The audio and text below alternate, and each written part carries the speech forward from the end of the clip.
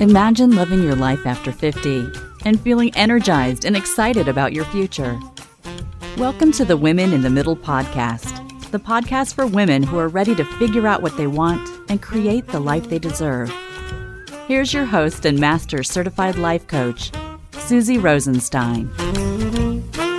Hey there, today's episode is all about the Ethel from AARP, an initiative that's giving a voice to women over 50 to navigate loneliness. Let's go. Welcome back to the podcast Women in the Middle. I'm your host, Susie Rosenstein, your Master Certified Coach and Midlife Mentor, and I am so glad to be here with you again for this week's episode. Today, we're talking about loneliness.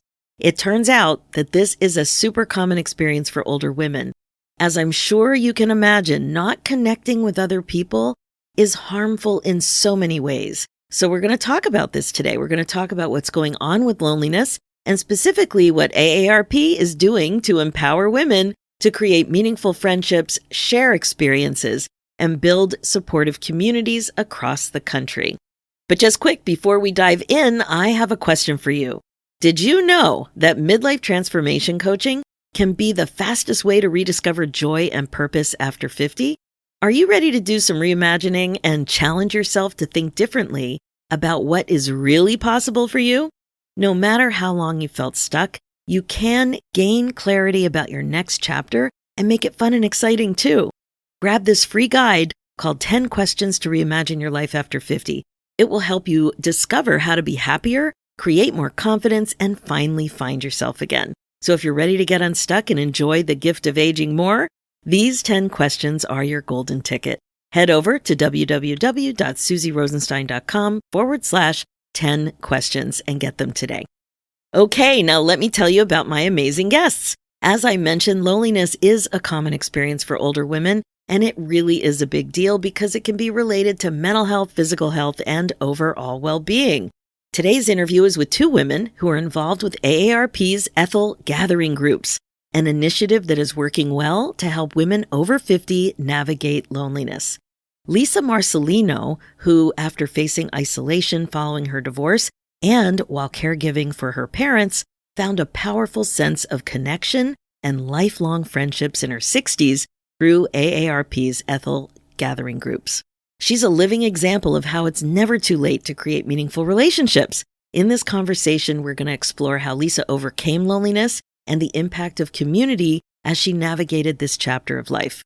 We're also joined by Shelley Emling, Editor-in-Chief of the Ethel Circle at AARP, who offers expert insights into the loneliness epidemic among older women and explains how programs like AARP's Ethel Gathering Groups are making a difference in combating this issue.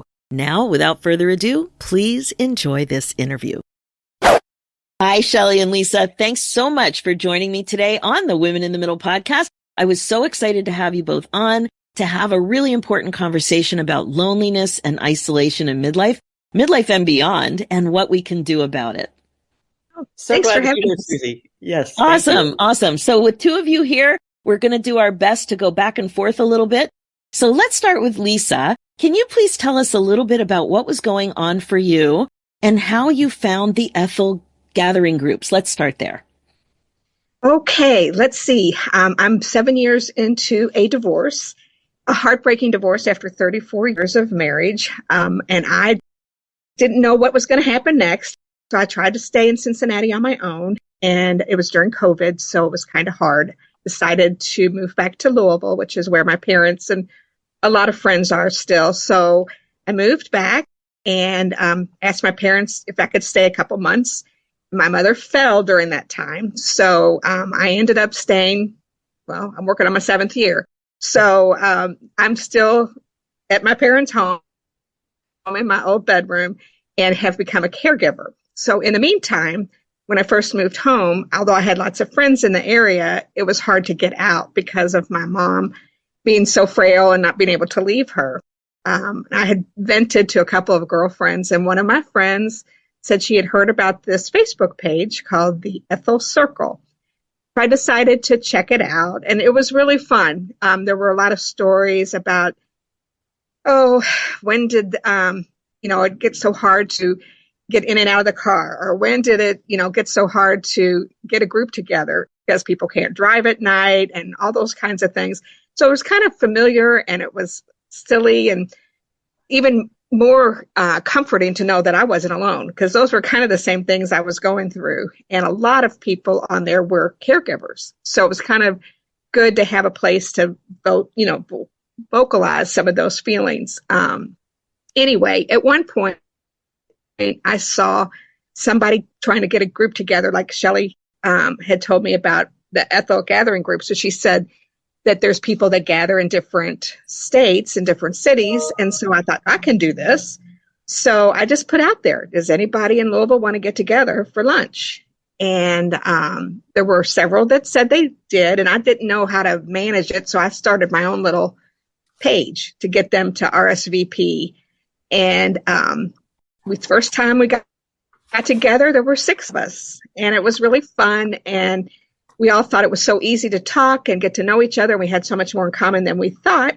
So we decided to do it again the next month. And then more people came and more people came. And I am a meeting planner, event planner by trade. So it kind of felt good to be able to do that, even if it was on a smaller level. And I started to get into it, like, let's plan it now and get the dates. And now we routinely have 25 to 30 at our monthly lunches. And we've started a couple offshoot groups, but we also do other things. We paint pottery. We just take walks together and have lunches and picnics and things like that. So it's been fun. It's great. I try to get some of them more involved in organizing, because it gets a little hairy sometimes, but it's getting, better. They're more comfortable planning on their own too. And sometimes Lisa, I can't be there, so they're able to do that. There are so many parts of this little story that really struck me. And the first one is that you're back in your bedroom.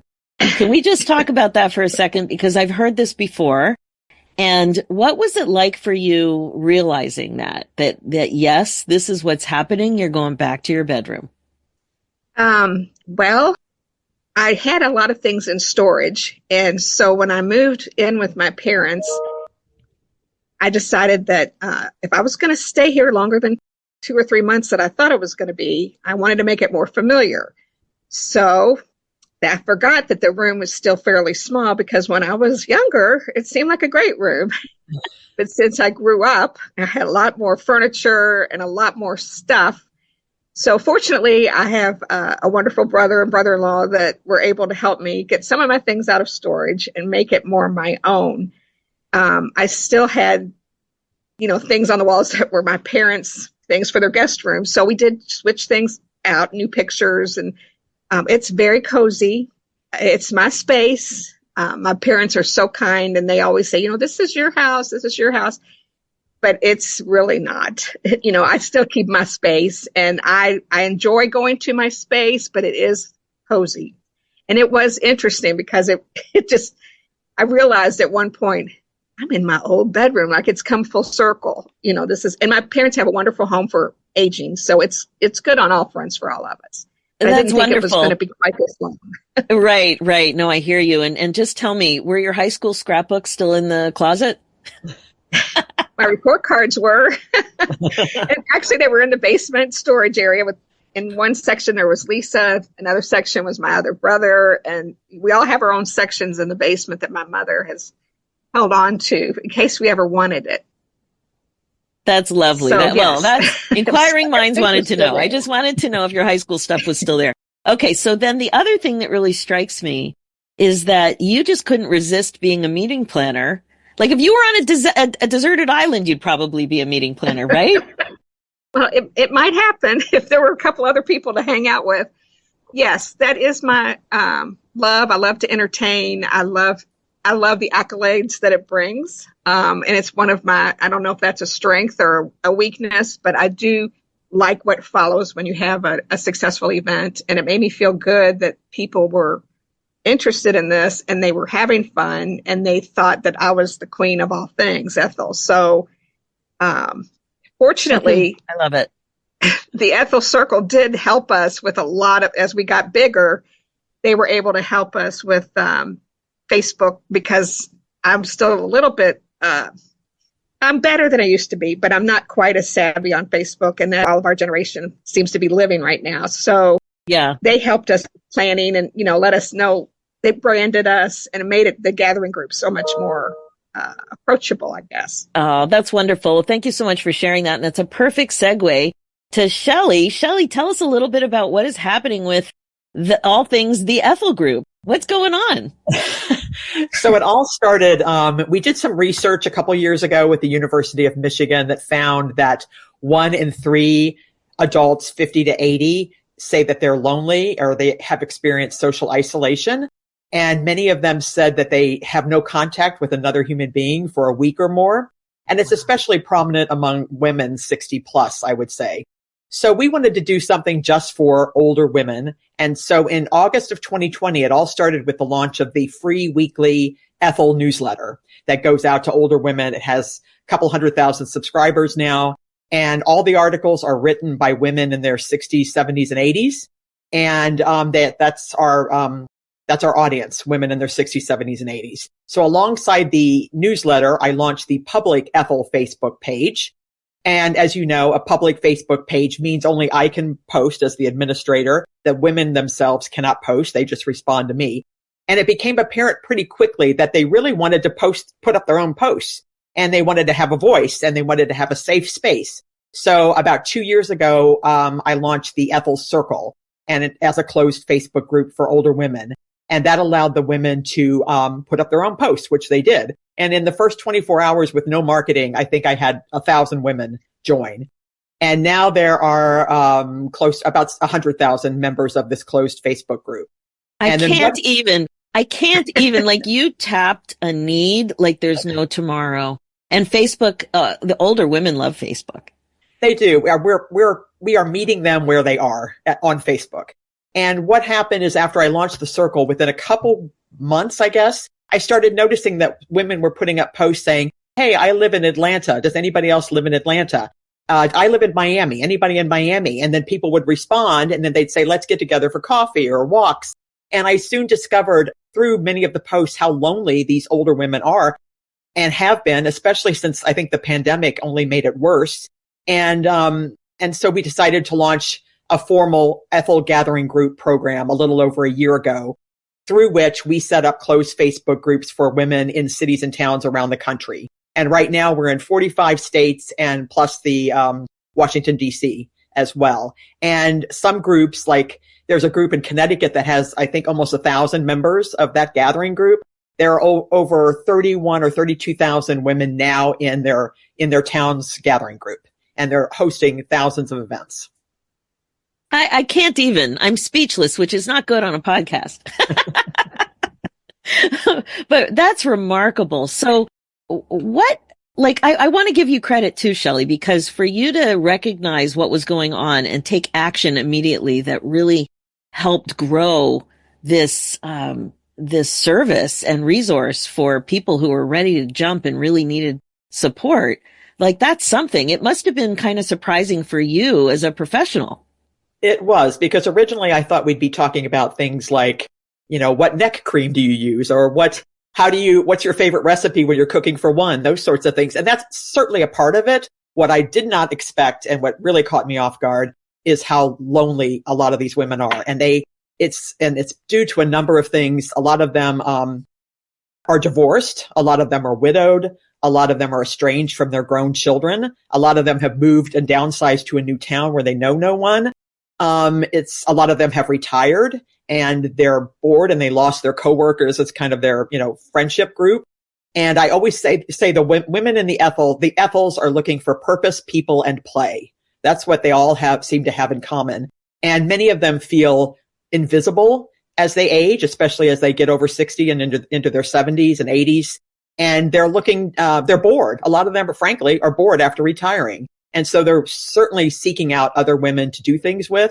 And as Lisa mentioned, many of these local gathering groups have offshoots, like a crafting club or a book club or a hiking club. And they're doing all sorts of things together. And many of them, Lisa failed to mention that she often says that she thought she was too old to make new friends. but she was not. And she has made many, many new friends in Kentucky now because of the Ethel Gathering group. Wow. Very true. Wow. Lisa, why did you think you were too old to make new friends? Is it that you hadn't made new friends in quite some time, or what led to that? Well, I think we were in Cincinnati for 30 years. So I had a circle of friends that I enjoyed and, always met people when I went to social gatherings, but they weren't like real close friends or anything. And when my husband decided that marriage was over, our only child, wanted me to move to Pittsburgh, which is where she's located. And the first thing I said was, oh my gosh, I am way too old to start over and make new friends. And I knew socially that I could probably do it, but I just didn't know if I had the energy because I was very sad. And COVID was just, keeping me homebound more. And so I told her, as much as I love it and I love to be with my grandchildren, there was no way I could just go up there and start over. Because at this point, I feel like I needed my friends, wherever they were going to be located. I need to have easy access. So once I tried it on my own in Cincinnati and decided it was too lonely, when I moved back to Louisville, I knew I had connections. I just had to work on trying to get to them. And a lot of them are still married and they're traveling with their husbands and doing that kind of thing. So it's just not as easy. And I have to plan, for someone to be available for my mom and dad if I'm going to go somewhere. So takes a little more energy. But now they know that this particular time of the month, I'm going to be gone. It's my lunch. I have the babysitter scheduled for those days. And then, it's kind of become part of their routine too. They always want to know if I'm going out with the Ethels or if it's, somebody else that I'm going to be meeting. But it made a big difference for me when I did realize that you don't have to be somebody to travel with or, go over there and spend every waking moment with them to have a friend.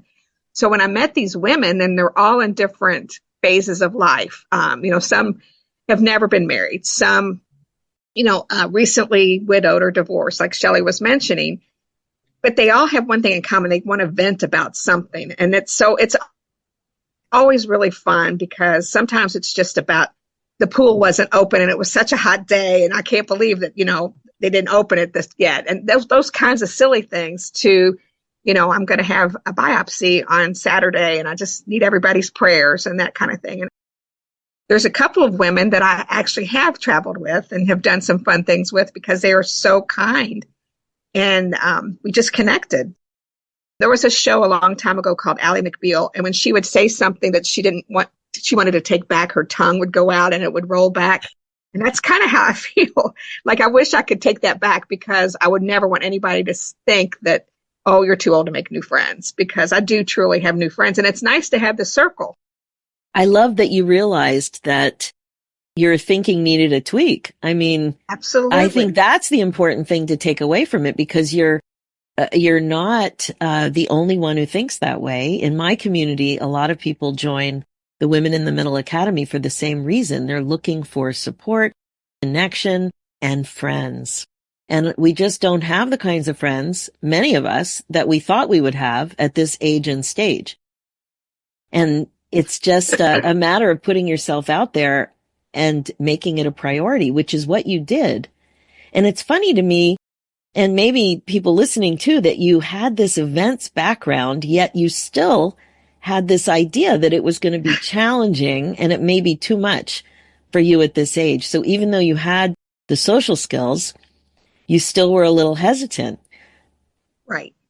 Well, I mean, you never know. I always used to reflect to an episode of Mary Tyler Moore where she planned a party and no one showed up. And so I've said, I hope it's not a Mary Tyler Moore party because that is the fear, and the fear, or that people will say, you're weird, for doing this. Or how could you do this with strangers?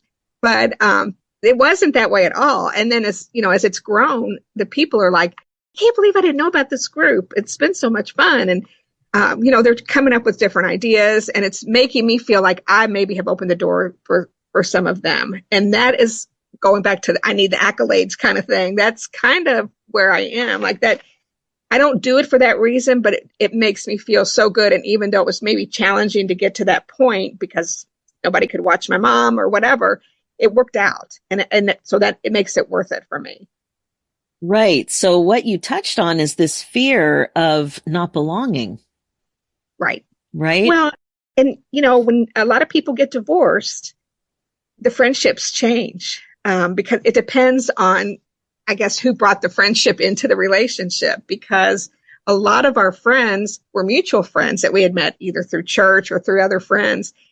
And so they didn't know how to react. I think people were shocked that we were getting divorced because we just did a lot together and we had a good life. And so when that happened, I think people didn't know how to react. And there certainly were people that were very supportive and loving, but there's some that just didn't reach out at all. Or I thought we were better friends, that you would have told me something was going on, or whatever it happened to be. And so they disconnected. And that's, I guess, what kind of brought in some of the fear and concern for me. How am I going to be accepted as just Lisa? No more husband or partner. So, and then I thought about all those things that you think about. Is this the way it's going to be the rest of my life? Just Lisa, and, just take care of mom and dad. And how long does this happen? So I do think you have to make your own fun. As one of my mottos, you can't wait around for people to reach out to you. You have to do it sometimes. And so that's part of what motivated me after a little while of thinking, you're going to have to change your ways. So good, Lisa. Thank you so much for sharing that. I know it's very personal.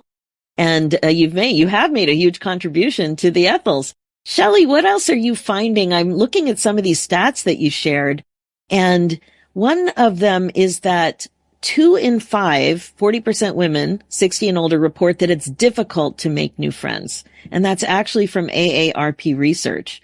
So why do you think that they find it difficult? What are they sharing with you? I think a lot of them are afraid of stepping outside their comfort zone, which maybe Lisa felt at the beginning.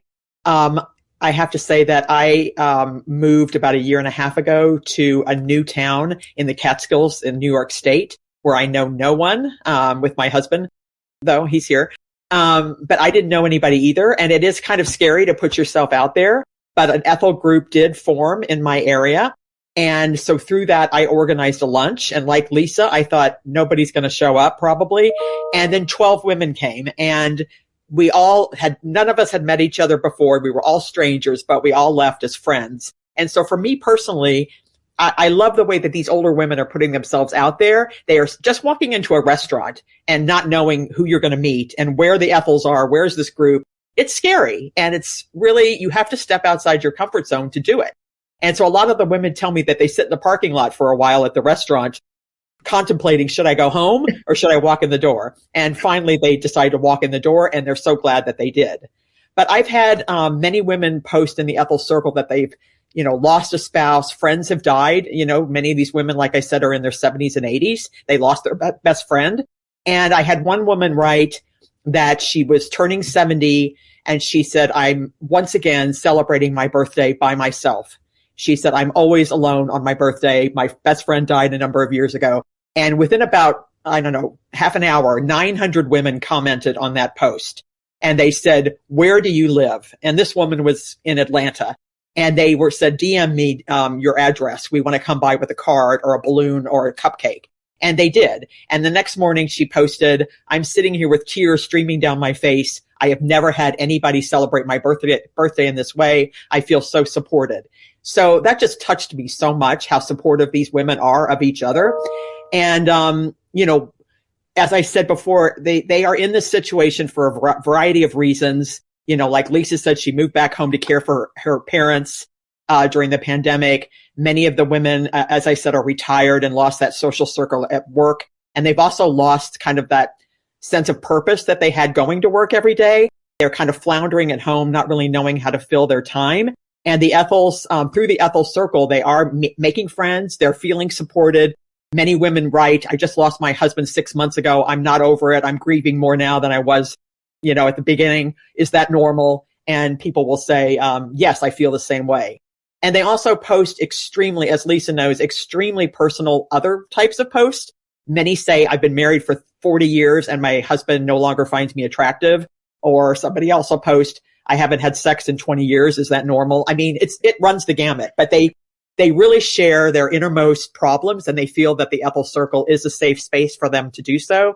And, there will never be a post or a question that goes up that doesn't get dozens of comments or reactions. Well, Shelley, you made me cry. And that story with those 900 responses and women dropping things off. Oh my goodness. Yes. It really You're doing amazing work. The other thing that really strikes me is that this is in-person stuff as well as online stuff. And especially post-COVID, it is such a noticeable thing how different those experiences are. I think before COVID, we kind of appreciated, okay, Zoom, it is great. And Zoom is great, right? But it's so different than when you can actually hug somebody. Right.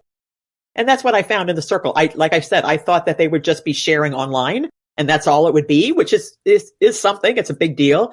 But I did not know that it would grow to 100,000 women and that they would crave in-person meetups like they have. And that really surprised me. And, I was glad to see it. It really touched me. And, like I said, thousands of events have been planned and it's really great to see.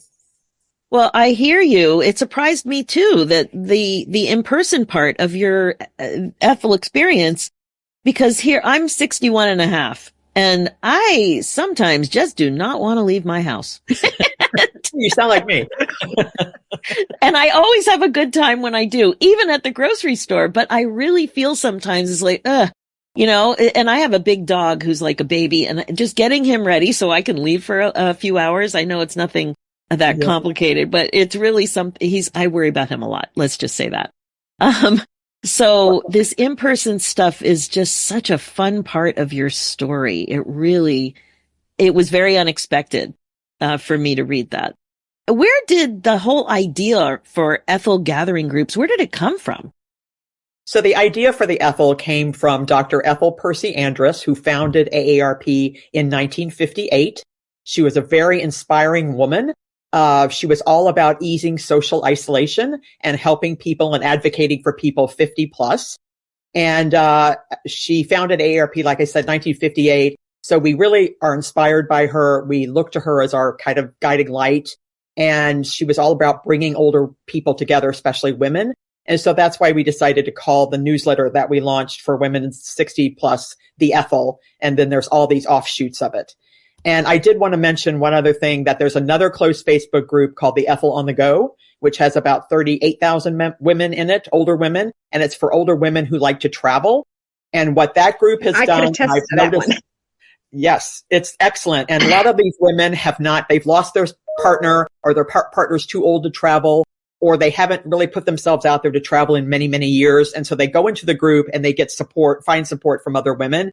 And I've had so many older women say, thanks to this group, I'm taking my first trip ever by myself overseas. I'm going to London next month. And everybody will say, congratulations. We're so happy for you. Or they'll say, does anybody want to take a trip with me? I'm scared to go on my own. Does somebody want to go for an overnight to Savannah? And then somebody will say, yes, I'd love that. So I'm also finding that a lot of these women are finding their footing for the first time in years because they feel so supported by other women. And like I said, taking trips for the first time by themselves. I've noticed a lot of that happening in the Ethel on the Go. And I think Dr. Ethel Percy Andrus would be thrilled. She's long gone now, but I think that she would be overjoyed to see what's happening with all things Ethel. Oh my gosh, that makes me so happy. I hear about that a lot too, working in the women 50 plus space, about the fear of just traveling alone. And so many don't feel that they have options to travel with people. So that is amazing that there's a safe group ready to go. Another thing that comes to mind is the whole blue zones thing where, blue zones, if you're not familiar, it's these areas in the world where an abnormal amount of people are living over 100. And one of the things they comment on is they don't have the loneliness that we have so much in our culture in North America. What have you noticed about that, Shelley? Well, as you know, the Surgeon General, I believe it was 2023, he declared loneliness in the United States to be an epidemic. And he equated it with it can really damage your health. He said that being lonely is like smoking 15 cigarettes a day. Or it also, another stat, takes 15 years off your life if you're socially isolated. And so that research really helped move us to launch the Ethel because we wanted to do something about that. But it impacts your blood pressure. It impacts, all sorts of diseases, and it has so many health repercussions if you're isolated. So that's why it's so important, especially as you grow older, to stay engaged, put yourself out there, find friends, find a supportive community that you can be a part of. And as you said earlier, that sense of belonging is so important. I said the women are all looking for people, purpose, and play, but they're also looking for that sense of belonging to a group. They love it. They love being part of the Ethel. Right. And it's something you have to nurture, right? If you're thinking, oh, I need to have enough friends by the time I'm 70 or when I'm 70 or when I retire, well, those friends aren't just going to come out of the air. You got to start putting yourself out there. And if you want to make more friends, it needs to be a priority. And as little things like even just smiling more when you're out and about are things that can encourage conversation. And you know what I mean? Like sometimes when you're just not in a good mood, you're not going to meet people if you're feeling like that. What have you noticed? What kind of tips do you offer people about how they can be a little bit more social, even with the Ethel groups when they're meeting all these new people? They may not be familiar to meeting this many people. I would say that I often tell them that there's been research done, like you said, these interactions we have throughout the day, just with the postman, the UPS guy, and the cashier at the grocery store, that even if you strike up a conversation with those people that may not be friends, but they're just in your life for whatever reason, that makes a huge impact on your health and your mental state. And so I tell people, start with that. If you're afraid, strike up a conversation with the cashier or somebody and, get that going. And then I just say often people, they get nervous and they'll post anonymously in the Ethel Circle, which I allow and I approve those posts. And they'll put up something anonymously, like they're embarrassed to say, I'm lonely, I'm looking for friends. And I try to send them a message on Facebook and say, hey, you're not alone. Like everybody feels this way at some point in their lives. And just don't be afraid to ask somebody for a cup of coffee, to have a cup of coffee with you or a meal. And maybe you'll make a friend. Maybe you won't, but you'll never know unless you put yourself out there. Such good advice. And I was just chatting with the cashier yesterday, and I was so glad I did. And I used to find that automatically I would think, I'm too busy. I just need to hurry up. I just need to rush. I need to get out of here. My errands are taking too long. Those kinds of thoughts. And really, it doesn't take that long. It could be an extra minute to just have a little chit chat with somebody. And it's the same skills. It's the same skills of talking to somebody in a checkout line as it is to talking to somebody at a group dinner where you don't know people, right? Yeah. And what we also do is that everybody that raises their hand to oversee a group in one of these towns or cities around the country, we send them a kit, an Ethel organizer kit. And in that kit are conversation starters. And so they can use those at that first lunch that they organize if they want to. They can put those conversation starters out there and read them. And that could get get everybody going. So that's something we do also to help them. So great. Oh my gosh. Okay. How can people get a hold of you? Because I have a feeling there's a whole bunch more people who are going to be joining. Well, you can search on the Ethel Circle on Google and you'll find the Ethel Circle closed Facebook group. And then you just request to join and I'll admit you. It's for women only though. I'll just have to reiterate that. If you like to travel and you're an older woman, just search on the Ethel on the Go on Facebook and you'll find it. And also for more information, we have a vanity URL, aarp.org/Ethels. And that'll take you to information about all things Ethel. And that's Ethels, plural? Yes, aarp.org/Ethels. Mm-hmm. Amazing, amazing. And now I'm happy to promote you. Absolutely, because this is I'm just delighted. Lisa, what would your life have been like if you didn't find the Ethels? Well, I want to just say that I'm sure I would have survived. I have that strength. I know I can do that.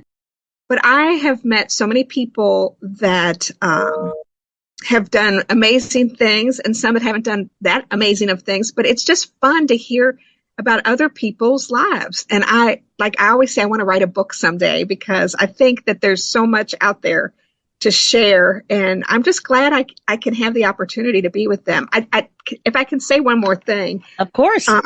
Shelley did organize a trip for the Ethels on the Go.